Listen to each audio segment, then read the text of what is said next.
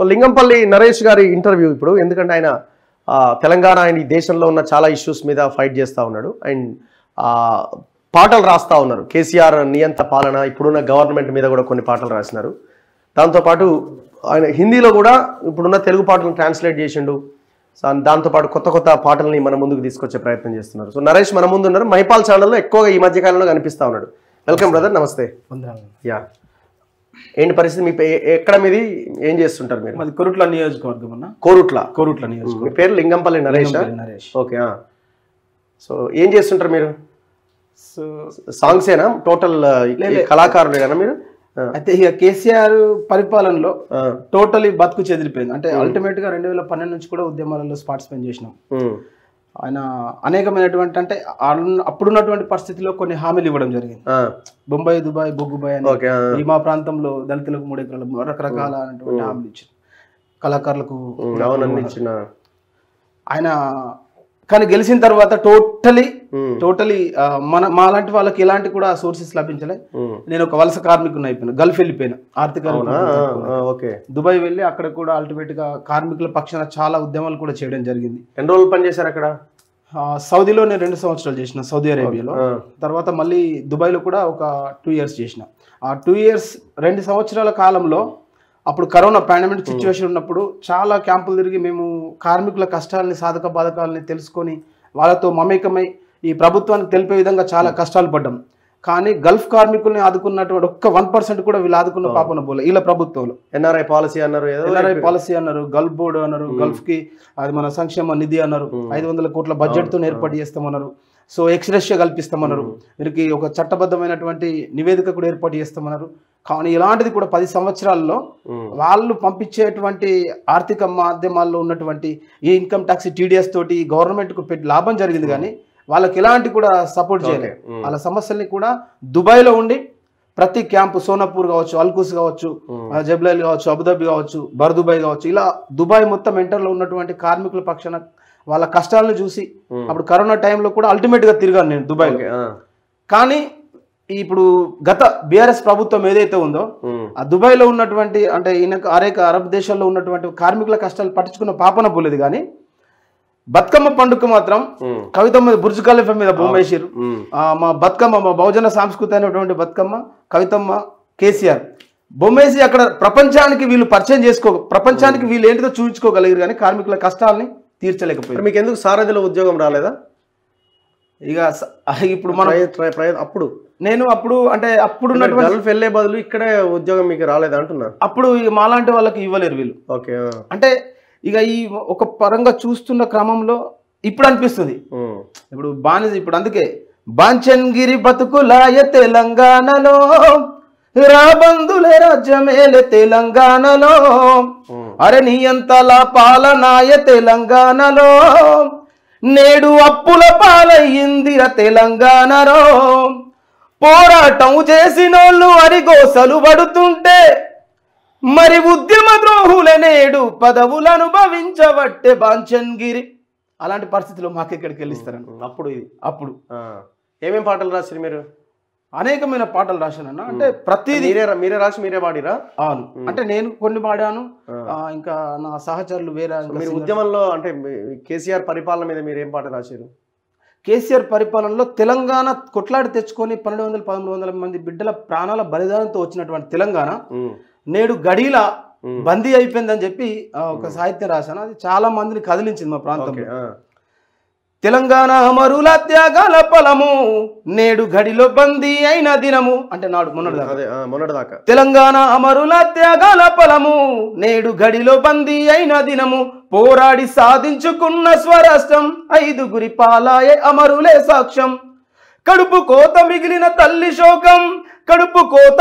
తల్లి శోకం, దొరగాని పాలన ఎంత వైభోగం, తెలంగాణ అమరుల త్యాగ ఫలము నేడు గడిలో బందీ అయిన దినము, హామీలిచ్చిండు ఆశల్ని చూపి పాలన చేసిండు బతుకుల్ని ముంచి, అక్కెరకు రాని పథకాలెన్నో తెచ్చి దండిగా సొమ్మునెంతో పోగు చేసి, నమ్మిచ్చిండు గొంతును గోసి నరకము చూపిండు పాలన చేసి, తెలంగాణ అమరుల త్యాగ ఫలము నాడు గడిలో బందీ అయిన దినము, తొలి దశ పోరులో అసువులే బాసిన మలి దశ ఉద్యమం ఊవెత్తు ఎగిసిన తూటాలకెదురొడ్డి పోరు సాగించిన పెట్రోలు పోసుకొని మంటల్లో కాలిన తెలంగాణ అమరుల త్యాగ ఫలము నాడు గడిలో బందీ అయిన దినము 1200 బిడ్డల బలిదానము 1200 బిడ్డల బలిదానము విద్యార్థి వీరుల త్యాగ ఫలము ఏ పేదోడి నుదుటి రాత మారలేదు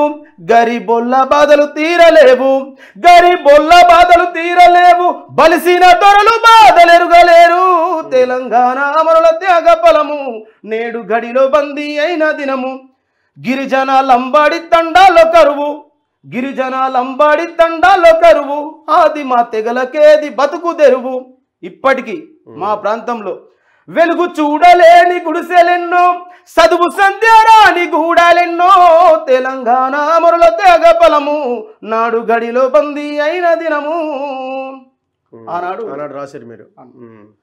సో కొంత ఏపూరి ఫీచర్స్ ఏమైనా ఉన్నాయా? మిమ్మల్ని ఏపూరి జూనియర్ ఏపూరి అని రకరకాల థంబ్నెయిల్స్ పెట్టి చేస్తున్నారు కదా, అదేదో అసలు సోషల్ మీడియా బ్రదరా అట్లా ఏమైనా ఉందా? అట్లా ఏమైనా రిలేషన్ లేదు. అంటే అన్న నాకు పరిచయమే, కానీ మాకు సొంత అంటే రిలేషన్ ఏం లేదు, కానీ సమాజం అనేది ఒక రిలేషన్ ఏర్పాటు చేసింది.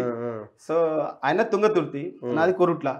కొరుట్ల అంటే ఇటా ఇటా ఇక అంటే ప్రతి జూనియర్ ఏపూరి అని మొత్తం ట్రోల్ చేసారు. నాకు ఆ ట్రోల్ తోటి ఒకటి ఏంటంటే ఆయన ఇప్పటిదాకా వాస్తవంగా ఆయన ఒక చరిష్మా. ఒక తరానికి ఈ తరానికి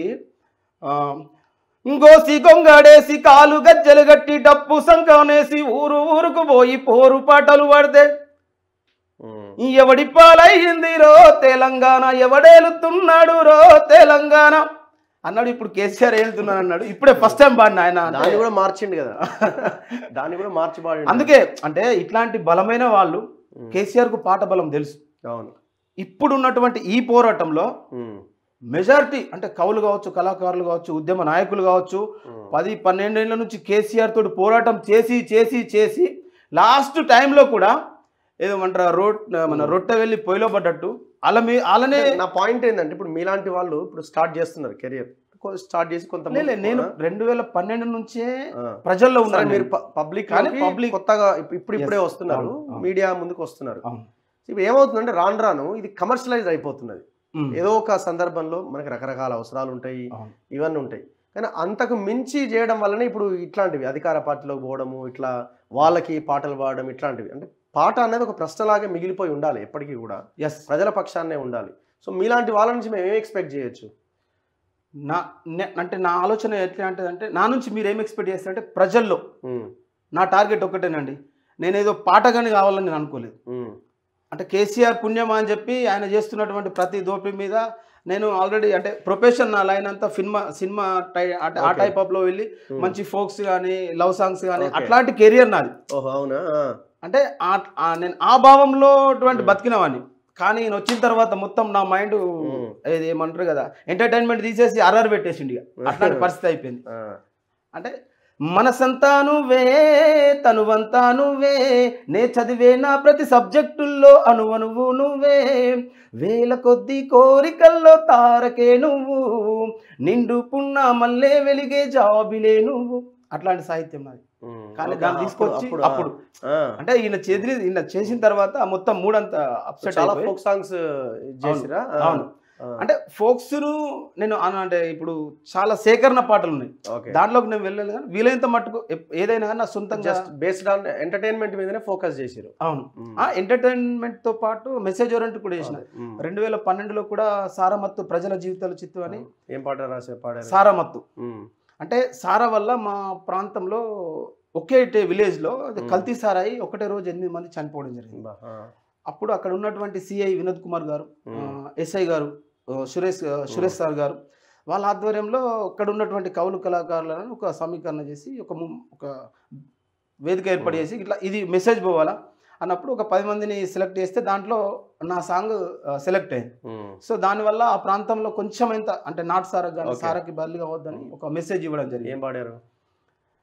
తాగిన మైకం నాకు నరకమాయరా, జేలు బతుకే జీవితమాయరా, కన్న తల్లి ప్రేమలు లేక నదలైతిరా మీరు, కన్న తండ్రి కారకుడని కుమిలిపోతిరో, ఎట్లున్నారో మీరు యాడున్నారో, కన్న తల్లి ప్రేమలు లేక నదలైతిరా మీరు, కన్న తండ్రి కారకుడని కుమిలిపోతిరో, బ్రతుకే ఎడారైన బాధ మీదిరా కన్నా, బ్రతుకుండి నరకలోక గాదనాదిరా చిన్న. అంటే సారా తాగిన మైకంలో భార్యను చంపేస్తాడు. చనిపోయిన తర్వాత ఇద్దరు పిల్లలు అనాథలైన తర్వాత ఆయన జైలుకి వెళ్తాడు. అప్పుడు క్షోభపడి చివరికి ఈయన కూడా మనోవేదనకు గురై ఆ జైల్లోనే చనిపోవడం జరుగుతుంది. అట్లా ఒక చిన్న స్లోగన్స్ ఇచ్చాను నేను. సారా తాగిన మైకంలో ఒక తప్పు చేస్తే ఆ తప్పును సరిదిద్దుకోవడానికి జీవితం పడుతుంది. కానీ తప్పు చేసే తరుణంలో వెనుదిరిగి ఒక క్షణం ఆలోచిస్తే సుదీర్ఘ ప్రయాణం మీద అవుతుందని చెప్పి ఇంకేం పాటలు రాశారు మీరు? రీసెంట్ గా పాట రిలీజ్ చేసినట్టున్నారు. ఈసారి ఏం పాట అది? మొన్న అంతకుముందు కేసీఆర్ గద్దె దిగాలని చెప్పి వీళ్ళందరూ పోయిన తర్వాత, వద్దుర బిడ్డో ఇది కేసీఆర్ పాలన, నమ్మొద్దుర బిడ్డో ఇది బీఆర్ఎస్ పాలన, ఈ రోజుకొక్క నిరుద్యోగి పిట్టలోలే రాలుతుంటే చనిపోయిన విద్యార్థిని పై నిందలు మోపుతుండ్రు, వద్దుర అరే వద్దుర చాల్ వద్దుర బిడ్డో ఇది కేసీఆర్ పాలన, నమ్మొద్దుర బిడ్డో ఇది బీఆర్ఎస్ పాలన. ఆ పాటతోటి గద్దె దించగలిగినాం. బాగా వైరల్ అయింది సాంగ్. అది అంటే ప్రతిపక్షాలకి ఒక ప్రసాదంగా మారింది. దానికి నాకు అంటే ఆ సాంగ్ ప్రజల్లోకి వెళ్ళడానికి సపోర్ట్ చేసిన advocate lawyer Sharath Kumar sir గారు కూడా మీ తొలి వెలుగు నుంచి ఉద్యమ వందనాలు తెలుపుకుంటున్నాను. అలాగే దానికి సపోర్ట్ చేసిన మన మైపల్లన్నకు కూడా. అంటే ఈ సాంగ్ వచ్చిన తర్వాత ఒక వాతావరణం, ప్రతిపక్షాలకు అప్పటికి సాంగ్ లేదు. ఎందుకంటే ఈ ప్రతిపక్షాల నాయకులు బీఫామ్ కోసమే పార్టీ ఆఫీసుల చుట్టూ తిరిగారు. తర్వాత గ్రౌండ్లోకి వెళ్ళిన తర్వాత ఎవరిని కాలాలో కూడా కళాకారులు వచ్చినంటే ఫస్ట్ ఓపెనింగ్ సాంగ్ ఇదే. చాలా మంది ఫోన్ చేశారు, అన్న మీ ఒక బీఆర్ఎస్ తప్ప బీజేపీ వాళ్ళు, కాంగ్రెస్ వాళ్ళు, బీఎస్పీ వాళ్ళు ఆల్ ఓవర్ అందరూ వాడుకున్నారు. ఆ పాట వెళ్ళిన తర్వాత ఇప్పుడు ఏమైందంటే మళ్ళీ పులి బయటకు వస్తుంది అని చెప్పి ఒకటి ప్రకటన చేశాను. ఇప్పుడు పులి లోపల ఉంది, పులి లోపల ఉంది. అందుకే నేను ఉచ్చు వేసి రెడీ పెట్టిన. ఏమని రాశారు అంటే 1.80% తేడాతోటే ఒక రెండు తేడాతో ఓడిపోయాడు కేసీఆర్. అంటే వాళ్ళ ఆలోచన ఏంటంటే ఇంకా మా ఓట్ బ్యాంక్ ఉంది అని. కానీ ఈ ఓట్ బ్యాంకును కూడా చీల్చి చెండాలని అనేది, అంటే మొత్తానికే ఈ బీఆర్ఎస్ను భూస్థాపితం చేయాలనేటువంటిది ఒక పాటతో. ఎందుకంటే కేసీఆర్కు పాట బలం తెలుసు. అందుకే ఆయన పాటతోటి ఆయనకు రాజకీయం గోరిగట్టాలని. నీ అంత ఓడిండు నిరుద్యోగులు గెలిసిండ్రు, నయ నిజాంను కూల్చిండ్రు, అమరుల కల నెరవేర్చిండ్రు, అరే 10 ఏళ్ల ఈ పొద్దులో పేదల బతుకులు ముంచిండ్రు, ఆస్థాన కవులంతా ఎన్నుకుండి దొరగాని ఏతులు ఒగిడిండ్రు, అన్ని ఉన్నోడికి ఇచ్చిండ్రు ఏమీ లేనోడిని కొట్టిండ్రు, తెలంగాణను పక్కా రాష్ట్రాన్ని దోసిండ్రు, తెలంగాణను తెరలు చేసిండ్రు, నయ నిజాంను కూల్చిండ్రు, అమరుల కల నెరవేర్చిండ్రు, అమరుల త్యాగం మరిసిన నిన్ను దుమ్మెత్తి మెంబోస్తెరమన్ను, స్కీములు ఫామ్ హౌసులు గడి గోడలు బద్దలు కొడతాము చాల్, నీ అంత ఓడిండు నిరుద్యోగులు గెలిసిండ్రు. అలా అంటే పాటలో నిరుద్యోగుల పోరాటం చాలా ఉంది కాబట్టి అలా పోరాటాన్ని ఎస్టాబ్లిషన్ చేస్తూ మొత్తం ఉస్మానియా సచివాలయం ప్రాంతంలోనే షూటింగ్ అయిపోయింది ఇవాళ. అయితే ఆ షూటింగ్ అయిన తర్వాత కూడా చాలా మంది ఇక వాళ్ళ అభిమానులు ఉంటారు కదా, కేసీఆర్ అభిమానులు చాలా మంది, అరే ఓడిపోయిన తర్వాత నువ్వు ఇంకా ఏందిరా మళ్ళీ అదే అని చెప్పి వాళ్ళగా తిట్టడం జరిగింది. నేను చెప్పిన అన్న పూర్తి సాంగ్ విన్న తర్వాత మీ ఏదైనా అభిప్రాయం ఉంటే తర్వాత చెప్పండి. ఓడిపోయింది కావచ్చు కానీ సంపద అంతా కొల్లగొట్టి అది ఉండదు కదా. ఓడిపోయిన తర్వాత వాళ్ళ సంపద అంతా వాళ్ళు కొల్లగొట్టి తెలంగాణ తెరులు చేసి ఇవాళ ఓడిపోయిండు అని అంటే దానివల్ల మా బతికే లైఫ్ ఖరాబ్ అయిపోయింది కదా. ఇప్పుడు మరి ఇప్పుడున్న గవర్నమెంట్ కూడా మీరు క్వశ్చన్ చేయడం ఏదైనా పాట రాసిరా? ఇప్పటికీ రాయలేను. సో ఇప్పుడు క్వశ్చన్ చేయడం మీన్స్ ఇట్లా ఉండాలి అని చెప్పే ప్రయత్నం ఏమైనా చేసిరా? అయితే ఇప్పుడు ఒక పక్క పోరాటం చేస్తున్నాం ప్రజాస్వామ్యంలో. ప్రతి ఒక్కటి అంటే ఇప్పటిదాకా తప్పకుండా ప్రశ్నించడమే, రాయాలి. ఎందుకు అంటే ఇప్పుడు వచ్చి నెల అవుతుంది అంటారు, ఇన్ని ఏళ్ళ పోరాటంలో నా ఈ పార్టీ గుర్తించాలి, నా పార్టీ గుర్తించాలి, ఎవరొకరు గుర్తించాలి. కానీ మమ్మల్ని నమ్ముకున్నటువంటి కళాకారులు మా వెనుక దాదాపు నిరుద్యోగ కళాకారులు ఒక 300-400 మన ప్రాంతం నుంచి ఉన్నారు. వాళ్ళకి ఎలాంటి వెసులుబాటు లేదు. కనీసం ఈ గవర్నమెంట్ అయినా గుర్తిస్తుందా అంటే మళ్ళీ ఇక్కడ జోకటలు అక్కడ జోకుతా ఉన్నారు. మరి వీళ్ళు ఏం చేస్తారో కూడా తెలియని పరిస్థితుంది. చూద్దామని చెప్పి ఆగుతున్నాం. అంటే ఒక ఇప్పుడు వచ్చింది కదా, ఏమైనా రాసిరా చిన్న లైన్?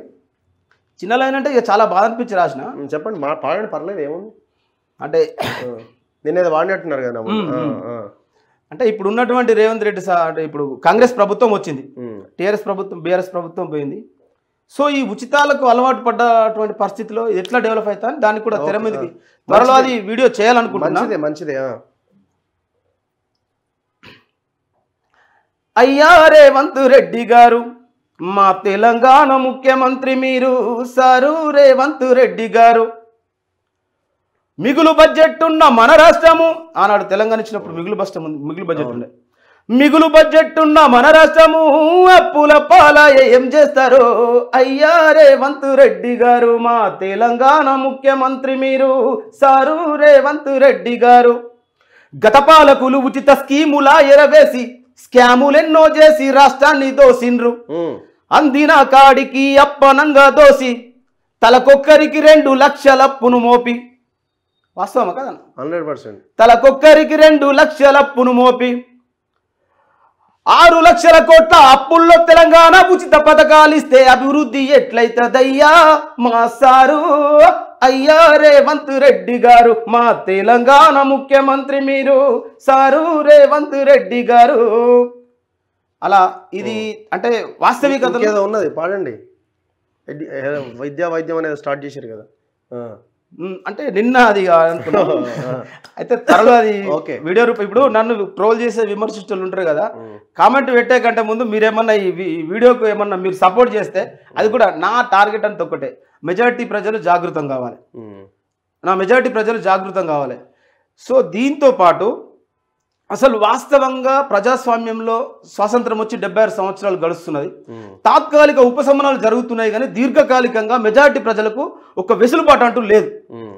అది అసలు ఏ కోణంలో పోతుంది అని అంటే అసలు ముద్ద పక్కకు పోయి చిన్న చిన్న విషయాల మీదనే అది కాలం గడిచిపోతుంది. చట్టసభల్లో కావచ్చు, అసెంబ్లీలో కావచ్చు, పార్లమెంట్లో కావచ్చు, ప్రజాస్వామ్యంలో కావచ్చు. సో వాస్తవికతను ప్రజలకు అందించాలనేటువంటి ఒక గొప్ప కాన్సెప్ట్తో ఉన్నాను నేను. అంటే not only Telangana, not only Andhra, so national వైడ్గా నాకంటూ అంటే ఉన్నటువంటి వాస్తవాన్ని ప్రజలకు అందించాలి, ఏదో ఒక మార్పు చేయాలి. హిందీలో కూడా మీరు పాటలు రాసిరా? హిందీలో కూడా ఏం రాశారు? నేను ట్రాన్స్లేట్ చేసి మీరు ఫోన్లో హిందీలో ఇప్పుడు అంటే నేను సొంతంగా రాసినట్టు ఇంకా ఫైనల్ కాలేదు. అది ఇంకా నాకు వచ్చినటువంటి అంటే నేను కూడా మా ముఖ్యమంత్రి సీఎం గారే శూద్రులు, నేను ఇంకా అతి శూద్రుడిని అంటే ఆ కోణంలో చూసుకుంటే. సో నాకు వచ్చినటువంటి హిందీలో ఒక అనాథ పిల్ల, ఇప్పటికీ భారతదేశంలో భారత రాజ్యాంగంలో ప్రతి ఒక్కరికి ఒక్కొక్క ఐడెంటిఫై ఉంది. కానీ ఈ దేశంలో ఎవరో చేసిన తప్పుకు ఈ దేశంలో జీవితాన్ని కటిక పేదరికాన్ని నరకాన్ని అనుభవిస్తున్నటువంటి అనాథలకి ఎలాంటి ఐడెంటిఫై లేదు. కానీ ఆ అనాథ పిల్లలు ఈ దేశం నుంచి ఈ దేశంలో వాళ్ళు ఏం ఆశిస్తున్నారు, వాళ్ళకంటూ ఒక విజన్ ఏముంది అనేది బాంబే వెళ్ళినప్పుడు వాళ్ళ పరిస్థితులు స్థితిగతులు అంటే అక్కడ ప్రాంతంలో ఉన్నటువంటి వ్యవస్థను చూసి రాయడం జరిగింది. ये दुनिया मेरा साथ है अपना साथ ए रात है, ये दुनिया मेरा साथ है अपना साथ ए रात है, जिंदगी को शुक्रिया हमेशा हम लोग दुख लिया, सारे लोगों का नसीब अच्छा है मेरा किस्मत ऐसा लिखा है, इस दुनिया को मिल करके बार बार सब लोगों को सच क्या दिखाएगा एक बार, बेंज कार में घूमता एक स्पोर्ट्स बाइक में फिरता दोनों, साइकिल चला के जाएगा तीनों, रिक्शा चल के जीवन चारों, हम तो मिलके चलते रहते पैरों को चप्पल नहीं रहते, यही हमारा जिंदगी है बोलने का क्या बात है, धूप में पसीना निकलते ठंडा मौसम नींद उड़ाते, बारिश आंखों पानी छुपाते, कभी कभी मेरा दिल टूट जाते, जिंदगी में जीतने का एक मौका नहीं मिला है, अगर मिल गया तो इस दुनिया को झुकाएंगा हम पलट करके, सपने सारे सोचती है किस्मत अपना साथ नहीं है, सोचेगा बड़ा नाचेगा पक्का गाएगा संगीत का तरह. ఇది హిందీలో అంటే నాకు వచ్చినటువంటి హిందీలో రాసుకున్నాను, ఇంకా ఫైనల్ కాలే, కొంచెం ప్రొనౌన్సియేషన్ ఫైనల్ చేసి అది ఒక నేషనల్ వైడ్ గా ఒక మెసేజ్ ఇవ్వాలనే టార్గెట్. మీకు ఇది ఒక బ్యూటీ అన్నమాట, మీకు ఒక అడ్వాంటేజ్. ఇక్కడ ఉన్న వాళ్ళకి పెద్దగా ఇట్లాంటి సాంగ్స్ ఏమో తెలియదుగా, అంటే నా ఆలోచన అట్లా ఉండే అన్నట్టు. నేను December 31 అప్పుడు పెద్ద నోటు రద్దయినప్పుడు కూడా హిందీలోనే black money white money December 31 అని చెప్పి పెద్ద నోటు రద్దప్పుడు హిందీలో చేసిన. ఏం పాడారు? షార్ట్ ఫిల్మ్ తీసిన. నేను షార్ట్ ఫిల్మ్ డైరెక్ట్ రాశాను. 2015 నాది best film short film contest లో అవార్డు సుద్దాల శక్తి సార్ చేతిలో మిగిలిన అనాథ నాడు నేడు అని. అట్లా చాలా నా కెరియర్ మొత్తం ఆ టైప్ ఆఫ్ ఉండే. మన పుణ్యాతుడు కేసీఆర్ సార్ ఏబట్టి ఈ టైప్ ఇటు మంచిదే కదా, పబ్లిక్ లైఫ్ రావడము మంచి విషయమే కదా. అలాంటి కానీ గ్రేట్ వాయిస్, అంటే చాలా అద్భుతంగా ఉంది వాయిస్. సో మీ వాయిస్ ని ప్రజల కోసం వాడండి తప్పకుండా. అలాంటి వాళ్ళ సపోర్ట్ కూడా అంటే మీకు మద్దతుగా నిలబడే ప్రయత్నం. అలా అంటే హిందీలో కూడా మీరు నెంబర్ ఉంటే పబ్లిక్ మీకు కాల్ చేసే అవకాశం ఉంటుంది. మీరు మీకు ఏమైనా హెల్ప్ చేసినా చేస్తారు. నెంబర్ ఉంది, నెంబర్ చెప్పండి. 970 ఒక్క నిమిషం.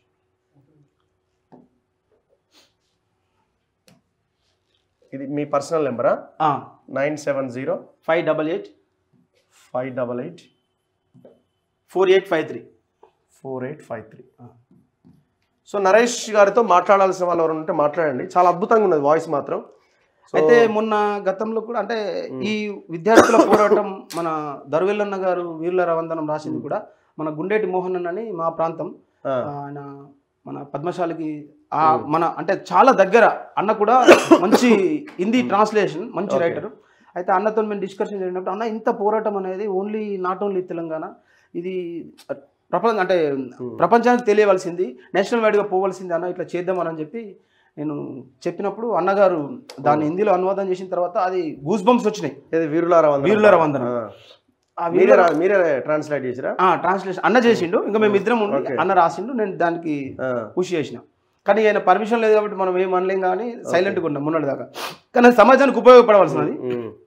దాన్ని కూడా वीर यारो लाल सलाम विद्यार्थी हमर यारो लाल सलाम पैरों को हम त्याग दन यारो भूल न जाए हम दिल में मंदिर बांधे जंग सलाम देंगे वीर यारो लाल सलाम विद्यार्थी हमर यारो लाल सलाम पैरों को काकतियों से जब निजम शहजादे तक तेलंगाना गणता जान लिया चरिता आंध्रा लुट मार दे के अग बिजली बाना. ఆ పాటను అంటే చాలా నాకు బాగా ఇష్టమైన పాట, కానీ అందుకే అది బయటకు రాలేకపోయింది.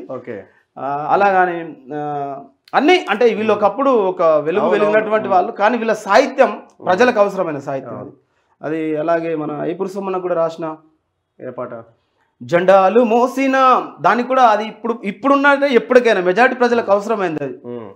झंडा उठाया है जन को जमा किया है सलाम में मारा है लोगों को मिलाया है हर कर पत्थर बाटी है पोस्टर चुपकाई है हमें लीडर आई करके माइक पकड़ चिल्लाए बहुजना अपना जिंदगी कभी बदले रे महाजना अपना दिन वो कभी आए रे 75 साल के स्वतंत्र ये तो फालतू बात है पदवी के शिकार के बिना प्रजास्वाम्य कहाँ है हरे बाप उतर तो भेंट चढ़ के दौलत से भी बढ़ाए मिले जितना उतना लूट लेकर छिपाए बहुजना अपना जिंदगी कभी बदले रे महाजना अपना दिन वो कभी आए रे नायक जब आएगा तो डफिया मारती है हम बेड़िया जब बेसी जैसे डीसीए में हमको है हेलीकॉप्टर में हुजरे मंच चढ़ के फौज मारे बहुजना अपना जिंदगी कभी बदले रे महाजना अपना दिन वो कभी आए रे. ఆ పాటను కూడా అంటే ఇవన్నీ యూనివర్సలే కదా, ఎక్కడైనా ఎప్పుడైనా భాష మారితే ఎక్కడైనా ప్రజల్లోకి తీసుకెళ్ళొచ్చు. అందుకని సో మంచి ప్రయత్నం, గ్రేట్ వాయిస్. సో మీ ప్రజల పక్షాన మీ వాయిస్ ఉండాలని మేము కోరుకుంటున్నాం. ప్రజలకు చెప్పాల్సింది ఉంటే చెప్పండి. తప్పకుండా. ఇప్పుడు నేను మన మన తొలి వెలుగు రగన్న ఈ ఛానల్ ద్వారా ప్రజాస్వామ్యానికి ప్రజలకు అందరికీ కూడా నా మెజారిటీ ప్రజలందరికీ కూడా పేరు పేరున విన్నవించుకునేది ఏంటంటే నేను రాసే ప్రతి అక్షరం నా ప్రజల్లో ఒక చిన్న మార్పు తీసుకురావాలనేటువంటి నా సంకల్పమే తప్ప మరేదో ఇంకేమో చేయాలని కాదు. ఇవాళ ఇప్పటిదాకా కేసీఆర్ను విమర్శించడము కేటీఆర్ను విమర్శించడము అనేది చాలామందికి బాధ అనిపించవచ్చు గాక, కానీ ఇక్కడ చాలామంది చాలా జీవితాలు చాలా ఇప్పుడు కొన్ని అంటే మెజారిటీ ప్రజల బతుకు చెదిరిపోయింది కాబట్టి ఆ మనోవేదనకు మేము కూడా గురైన దాంట్లో ఆయన పాలనలో నలిగిపోయిన దాంట్లో మేమున్నాం కాబట్టి ఆయన పాలనను ఆయన యొక్క పరిపాలనను ఆయన యొక్క అన్ని విధాలుగా ఆయనను విమర్శించడం జరుగుతుంది తప్ప వ్యక్తిగతంగా ఆయనకు ఎలాంటి కూడా మనకేం లేదు. కాబట్టి ప్రజానీకానికి ఒకటే నేను విన్నవించదలుచుకున్నాను. ఈ సాంగ్ ఇవాళ ఈ ప్రభుత్వాన్ని కూడా మేము అడగడానికి సిద్ధంగా ఉన్నాం. కాబట్టి నాకు తప్పకుండా ప్రతి ఒక్క ఈ అక్షరం ప్రజలకి అది నచ్చే విధంగా ప్రజలకు అర్థమయ్యే రీతిలో పోవాలి అనుకున్నప్పుడు దానికి తప్పకుండా ఆర్థికంగా ఇప్పటిదాకా ఇవన్నీ నేను కష్టపడి చాలా అంటే డబ్బులు ఖర్చు పెట్టి నేను గల్ఫ్ వెళ్ళి నాకున్నటువంటి పరిచయాలు అన్ని విధాలుగా ప్రతి ఒక్క రూపాయి నా సంపాదన ఏం లేదు, కానీ ఇప్పుడు ఉద్యమంలో కూడా కొద్దిగా అప్పయింది. అయినా కానీ ప్రజలకు ఎంతో కొంత మార్పు తీసుకొచ్చే విధంగానే పోరాటం చేస్తున్నా. సో తప్పకుండా మీరు కూడా నా పోరాటానికి వీలైతే మద్దతు ఇచ్చేవారు ఎవరైతే ఉంటారో తప్పకుండా అన్న ఆధ్వర్యంలో ఈ నెంబర్ ఉంది. తప్పకుండా రేపు ఈ ముఖ్యమంత్రి ఇప్పుడు కాంగ్రెస్ ప్రభుత్వాన్ని కూడా నేను అడగడానికి సిద్ధంగా ఉన్నా. తప్పకుండా వాస్తవాన్ని అడగడానికి సిద్ధంగా ఉన్నా. తప్పకుండా మీ సపోర్ట్ కావాలి. అలాగే ఈ ఓట్ల పండుగల మీద కూడా ఓటు మీద కూడా ఇంకొక మరో గొప్ప సాహిత్యం రాబోతుంది మెజారిటీ ప్రజలను జాగృతం చేసే దిశగా. కాబట్టి ప్రతి ఒక్క వీడియో ప్రతి ఒక్క అక్షరం ప్రతి ఒక్క ఆల్బమ్ కూడా ఈ ప్రజల్ని వీలైనంత మట్టుకు చైతన్యం చేయాలనే సబ్జెక్టు నాలో ఉంది. కాబట్టి మీరందరూ దీవిస్తారని కోరుకుంటున్నాను, సపోర్ట్ చేస్తారని. Thank you very much Naresh ji. Thank you very much. So ఇట్లాంటి గాయకులు మనకు అవసరం. చాలామంది ఎలక్షన్లకు ముందు అప్పుడో ఇప్పుడు అమ్ముడు పోతూ ఉంటారు. సో తన వాయిస్ కూడా అమ్ముడు పోదని ఆశిస్తూ సో ఇంకా మంచి భవిష్యత్తు ఉన్నది, అద్భుతమైన వాయిస్, ఇది ప్రజల కోసం ఉపయోగపడాలని మన తొలి వెలుగు కోరుకుంటున్నాం.